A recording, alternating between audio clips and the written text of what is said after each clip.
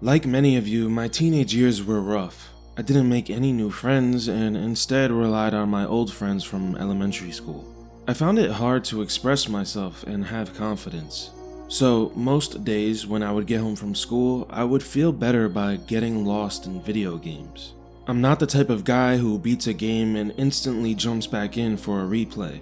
If I love a game, I try to space out my playthroughs so I can start to miss it. But there was a summer where one game enchanted me so much that I just kept playing it over and over and over again. I was in my car the other day singing a sad song that I love on the top of my lungs, borderline ready to cry. And the funny thing is, I was actually having a great day. I started to think, why do I prefer sad art so much? Putting my personal experiences aside, I feel like sad art usually comes off as more raw and real. For me, happiness is a feeling that when it actually decides to come to me, it feels so good that I just ride with it naturally. I don't think too much about expressing myself when I'm happy because I just want to enjoy the good time I'm having. Sometimes when I'm happy, I'll take a second to acknowledge and thank the universe for giving me such a great moment, but that's pretty much it. I just let happiness have me for as long as it wants. But when I'm sad, there's something inside of me that wants to get that feeling out. It's like having too much energy stored up and you want to explode. In my late teens and early 20s, I would jot down so many poems and short stories in my notes app. I would sing, borderline scream in the shower. When I'm sad, I feel like I have to express myself. If you can write down or even record in a private video how you feel when you're really sad, it's a good way to remind yourself in the future that, hey, I lived through that. I'm strong. Sometimes when I look at those poems I wrote when I was 20 or 19, I smile at those lines that I thought were cool. But hey, that's what that Dylan needed to express, and I'm glad he did. Maybe it's just what's on my radar, but I always feel like there's more great sad art than great happy art. I know there's tons of bright, cheerful masterpieces, but just think about how many albums are about heartbreak or the loss of somebody you love. I just love sad art, and I've always been this way. In 2013, I bought Hyrule Historia the day it released. It was January, and I remember the book being cold when I opened the package. It was sitting outside in a cheap Amazon envelope for a while. I hadn't played all the Zelda games yet, so while reading the book, I would read about the games I had played and save the pages about the games I hadn't for after I beat them. Later that same year, I got a Wii U for my birthday in mid-July. 2013 was the year I was finally becoming a real Nintendo fan for the first time. The Wii U was the first Nintendo console I could really sink my teeth into. I had a Wii for a few years, but I never played much of it, just Wii Sports and Mario Galaxy. But with the Wii U, I had some serious catching up to do, and that's exactly what I did. One of the first games I was seriously interested in was The Legend of Zelda Majora's Mask. I think it was partially because of all of the serious imagery and themes I saw the game dealt with. The early 2010s were also the time when a bunch of gaming YouTubers were popping up and making tons of interesting deep dive videos on like every game ever. But I remember this era specifically because everybody had a very strong interest in Majora's Mask. Every other week it felt like I would see a new video like Majora's Mask, the darkest Zelda game, or how Majora's Mask deals with grief, or does Link die in the beginning of Majora's Mask? You couldn't escape the love everybody had for this game at the time, and even if you examine Nintendo's catalog today, it still stands out as a unique game. In 2013, Majora's Mask wasn't on the Wii U eShop, so I actually had to go into the Wii menu, go on the Wii shop, which was still open, and purchase it there. I jumped right in, and I remember that beginning hour really slowing me down. I didn't know how to get Link back to normal, I didn't know about suspend states either, I didn't even know how to save. I had to leave my Wii U on when I went to school one day and pick the game back up so I wouldn't lose progress. But as I slowly started learning the rules and figuring this game out, there was something that pulled me in, and I couldn't stop playing. This was 16-year-old Dylan. I had the normal teenage angst, I guess, but on top of that, my mom died 3 years prior, and at first I was confused on how to feel. But by 16, I think the dust had settled, and I was just left with a completely new emotion: emptiness. And with that emptiness, of course, came sadness and loneliness. I was feeling a lot of anxiety, which made making friends in high school really difficult. I remember my very first day of high school, I was feeling very warm and sweaty, and I got like these itchy bumps on my left forearm. I think that might have been my first experience with an anxiety attack. There were 2 people that were nice to me in school and we would sit down at the lunch table together, but we never hung out outside of school.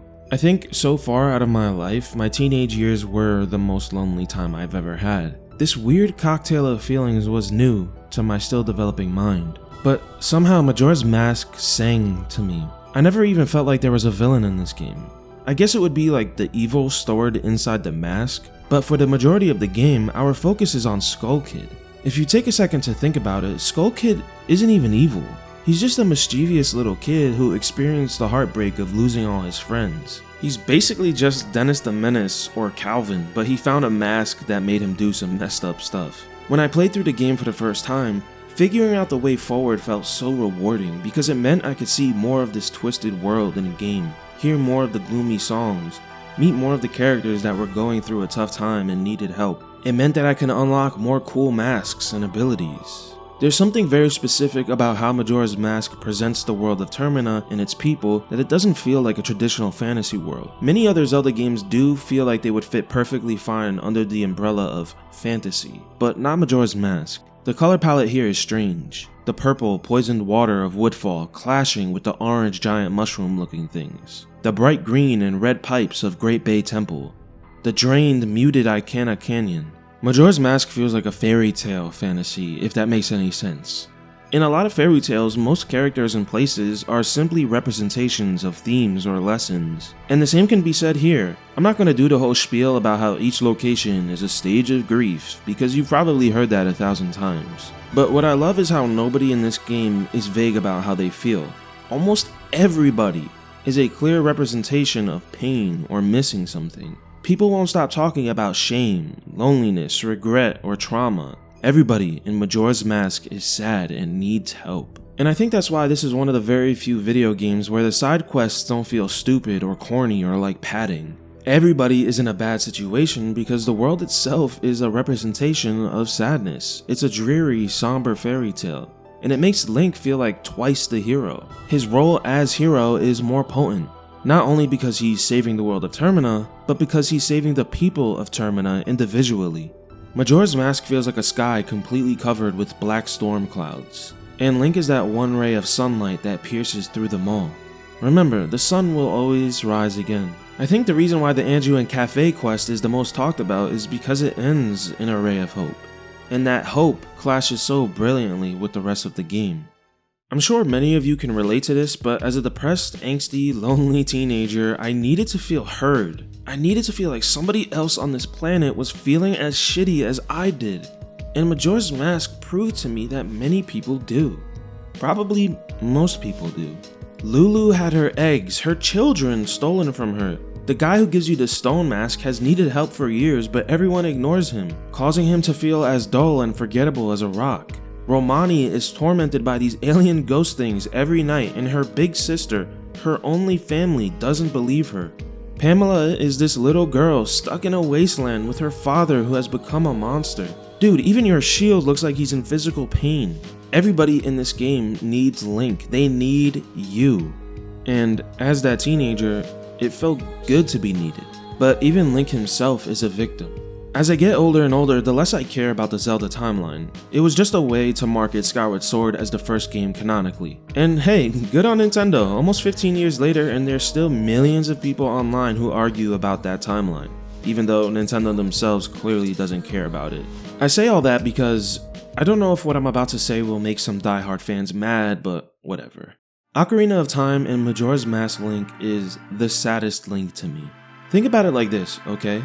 You're an outcast kid in your small village. Through destiny and circumstance, you are given a best friend. You meet the princess who, I don't know, maybe you want to be her friend or maybe you have a crush on her, but either way you help her get these 3 spiritual stones. You become a hero, the hero of time. You sacrifice 7 years of your life. You overcome enormous obstacles. You destroy gigantic beasts. You finally win. You finally save the world. And in some ironic form of justice, you get sent back in time. Back 7 years ago. Back so you can have your lost childhood. Back before you were ever even a hero. Back to being an outcast. And most painfully of all, you lose the only person who was there by your side the entire time. The only other person who has memories of your adventure. You lose your best friend. She just leaves you. So in this version of the timeline, Link goes to Hyrule Castle and shows off his now awakened Triforce of Courage and backs up Princess Zelda's claim that Ganondorf is evil. So the king actually believes her and Link this time, which prevents those terrible events from ever happening. But that doesn't make Link a hero anymore, it just makes him a messenger. He's left alone with all of these insane memories. When Majora's Mask opens up, Link looks defeated on Epona. He's not even looking ahead of him. His head is down. Epona is just casually trotting, with no purpose or destination ahead of her. Link is just wandering. In some cruel twist, maybe Link being attacked by Skull Kid and being thrust into Termina is exactly what he needed. Another adventure to get his mind off of everything that happened. Link is usually seen as a blank, empty shell for the player to project themselves onto, but I never really saw him like that in the 3D games. I always saw him as a person with feelings and connections. That's why that scene in Wind Waker where he says goodbye to his grandma always makes me want to cry. The first time I beat Majora's Mask, it probably took 2 or 3 weeks. I did a very vanilla playthrough. I didn't collect everything, but I did something I almost never do. I jumped right back in for a second playthrough. This time I did every side quest, I got every heart piece, I collected every stray fairy and collected every mask. I upgraded the sword at the blacksmith, I got the Great Fairy Sword, which is awesome. I love the way this thing looks. It might honestly be my favorite sword in any Zelda game. I really like the design of the Razor Sword too though. It looks sick and you always see Link with it in the official artwork. I just wish it didn't break after a certain amount of time. I love the variety of the boss battles and how they go just beyond using the dungeon item to beat them. It's usually a combination of your latest transformation mask, elemental arrows, and in my experience, swapping between normal Link and transform Link. My favorite boss battle is the second one. I love how it's this weird mix of a race and a fight. It's also really cool that this is the first Zelda game to let you replay boss battles, which means you can revisit these bosses with items you wouldn't have had the first time you fought them and just experiment with new ways to destroy them. And even though it's absolutely not much of a challenge, who can deny the cool feelings of getting the Fierce Deity mask and going back and just smoking all these bosses in like 2 seconds? If you're watching this video and you haven't played Majora's Mask but you're interested in it, personally I think getting every mask is the best way to play the game. It really lets you spend time with so many of the characters, getting to know their problems and their issues. And trust me, the Fierce Deity mask, which you can only get by getting every mask, aka doing every side quest, is amazing. Fierce Deity vs Majora is the best finale possible for the game. And also, if you need a guide, don't be afraid to use one. During my second playthrough, the one where I did everything, I used a guide. I'm not afraid to admit it. I think the main difference with this game compared to other 3D Zeldas is that the entire world is a puzzle. It almost feels like one big dungeon. Many locations rely on other locations to be unlocked or solved, like needing the big bomb to unlock the racetrack. I know most Zelda games do this, but sometimes figuring out the order and trying to fit it all in one 3-day cycle feels extra tricky and confusing at first. There can be a lot of frustrating moments, like if you unlock the racetrack a little too late and you get the gold dust and then you go to the blacksmith and you realize that you don't have enough time to get the upgraded sword. This game reminds me a bit of Skyward Sword, where even when you're not in dungeons, there's tons of puzzles and hidden trinkets everywhere. In most other Zeldas, usually the overworld doesn't have too many puzzles, just obstacles that you need a specific item to unlock a heart piece or chest. And I think the main reason why the entire world of Majora's Mask is a puzzle is because the game was developed in a famously short amount of time and they couldn't do more than 4 dungeons. My favorite type of game flow in a Zelda game is overworld exploration, dungeon, overworld exploration, dungeon, rinse and repeat. But Majora's Mask feels much more puzzle focused. The world feels compact. I love Goron riding around Clocktown and being able to get a small taste of each of the 4 locations just by seeing their entrances. As for the dungeons themselves, I used to credit Majora's Mask for having 4 dungeons that feel equal in complexity and length as the adult dungeons in Ocarina of Time, but your mileage may vary. The last couple of times I played Majora's Mask, I found the first 2 dungeons a little quick for my taste. Maybe it's because I've played through them so many times, but Woodfall takes me like 30 minutes and Snowhead about the same. And usually I like to cut the first 1 or 2 dungeons in a Zelda game some slack because they're basically just tutorial dungeons. I think the best first dungeon in a Zelda game is the Forest Temple from Twilight Princess. There you go, Twilight Princess fans, I don't hate Twilight Princess, okay? Everybody thought I did because of what I said in my last video. But even though I think these first 2 dungeons in Majora's Mask are a little too short, I still like to take my time with them. Woodfall feels like this nice mix of a swamp and a haunted house. I love this staircase area that's so dark and you got these shadow enemies everywhere. Snowhead Temple though is probably my favorite dungeon purely aesthetically. The way it looks so menacing from the outside and the towering nature is really imposing in the beginning. I remember being a new player to this game and being like, holy shit, how am I gonna get out of here? The last 2 dungeons in the game, Great Bay Temple and Stone Tower Temple, are both freaking top notch. In my experiences, they're both really tough and take a while to get through. Great Bay Temple specifically annoys the shit out of me because so many times I hit a switch and then I go to an area and realize I should have waited to hit that switch, now I gotta go back and hit it again. But after replaying this game for this video, I'm embarrassed to admit this, but I never followed these arrows before and they help a lot. But hey, this dungeon is confusing and fair, which is what a good dungeon should be. A good dungeon should make you stop for a couple of minutes, open up the map, and be confused on where you should go next. And Stone Tower Temple is of course peak dungeon design. This is one of the rare examples where I think the dungeons just keep getting better and better and better, and I would rank them from least favorite to favorite, probably in the order they're presented to us. So what did I do after I beat Majora's Mask 100% to completion? Well, I jumped right back in for a 3rd playthrough. This time, I went for a minimalist route, which means I did a 3-heart challenge, which I freaking love doing in Zelda games. I always hear people saying that Zelda games are too easy, but dude, there's a built-in way to customize the difficulty.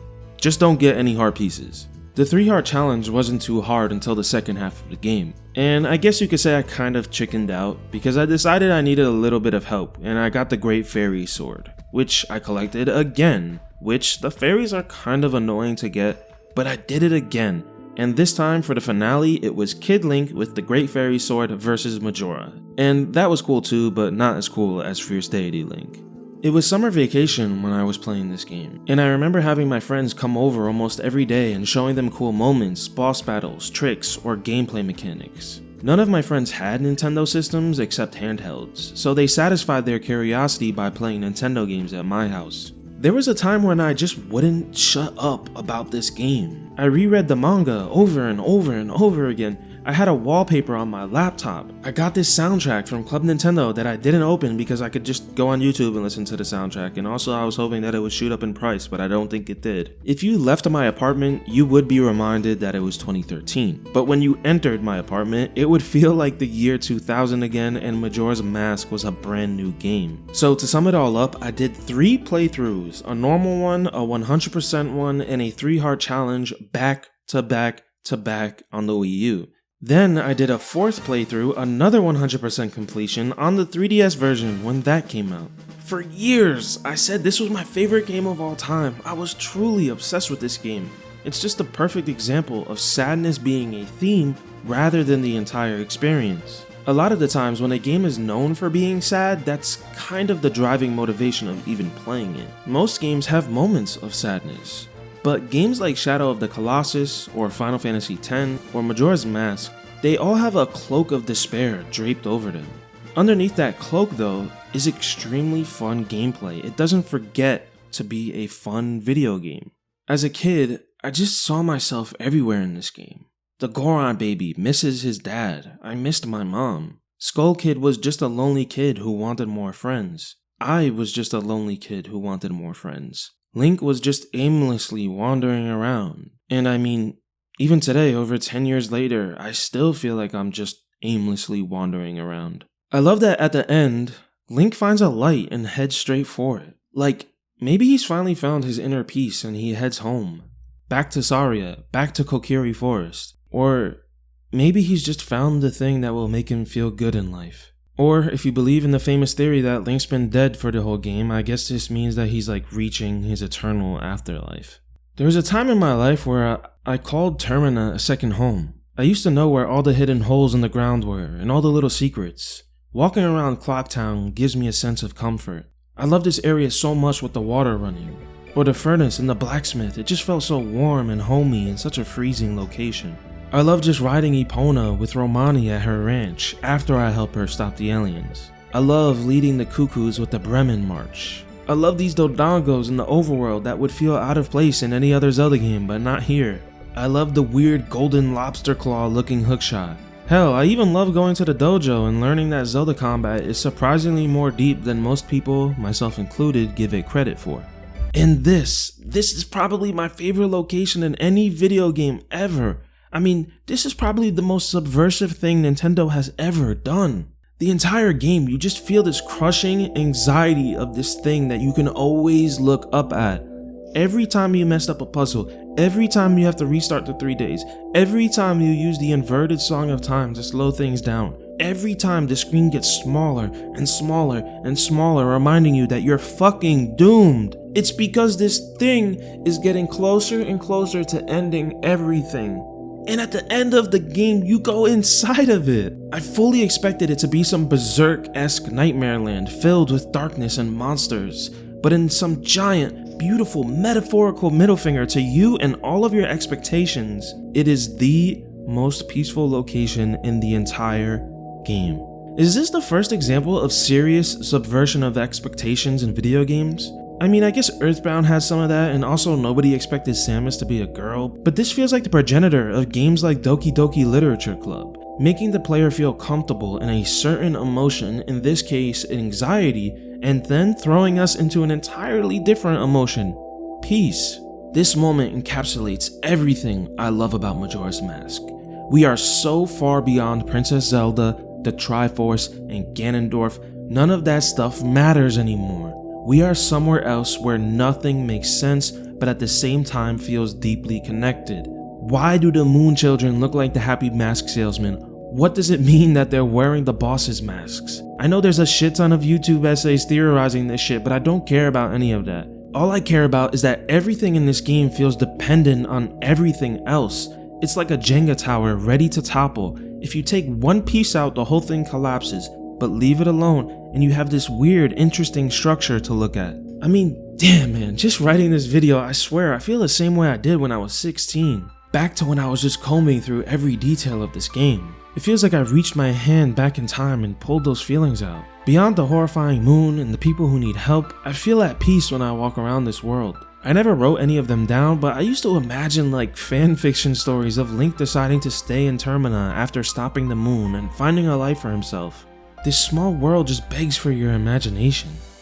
I remember after doing my second 100% playthrough in the 3DS version, I took one final long walk around Termina, because I knew it was going to be a while before my next playthrough of the game. After almost 4 in a row, I was starting to feel satisfied.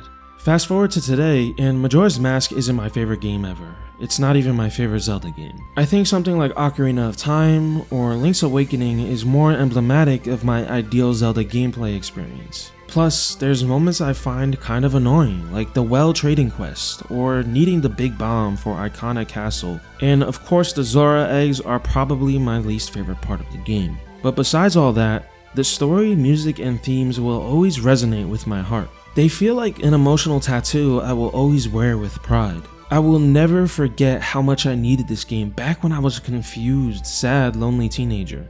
There was a time where Majora's Mask was my best friend. If I stop and close my eyes, I can see the living room of that apartment which I no longer live in. I can hear the hum of the window unit air conditioner we had. I remember the TV being loud and playing this game up until 3 AM so many nights during that summer vacation. It was the summer that I couldn't stop playing Majora's Mask. Thank you all so much for watching this video. I hope you all stick around and have a great day.